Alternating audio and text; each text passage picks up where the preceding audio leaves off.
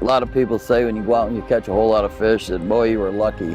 And Charlie and I, we define luck as when preparation meets opportunity, and you have to be prepared for everything that's going to come your way. You know, from the time you go to the tournament to when you're fishing it, things change. You may have not brought everything you needed, certain leaders, so a lot of times you're sitting out on the tailgate of a truck tying up some drop leaders that you didn't have. You know, you didn't plan on three-weighing, but now all of a sudden you're doing it. You got to be prepared. Pay attention to the details. Them are the little things that make the difference between failure and success.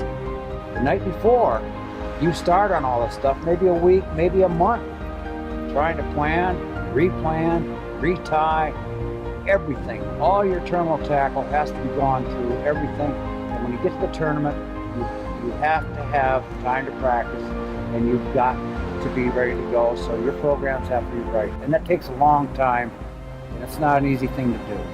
A lot of people start thinking about fishing as soon as the ice melts, and they get the spring fever, and it's like, oh, I'm going to go fishing.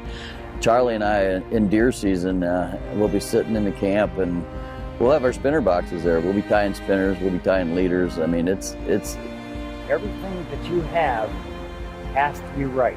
Cannot be wrong. That's why you start so far ahead. You know where you're going. You try to set yourself up the best you can. You may get there and practice the first day, and you find out, well, like Doug said, I've got to do this, I've got to do that, and that's what you have to do. You don't have time to come back and just play around the room.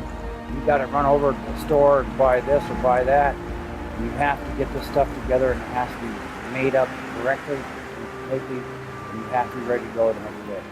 We'll have a ton of spinners tied. Always boils down to a few. It's usually the ones you haven't tied. So these fish, they like an array of colors.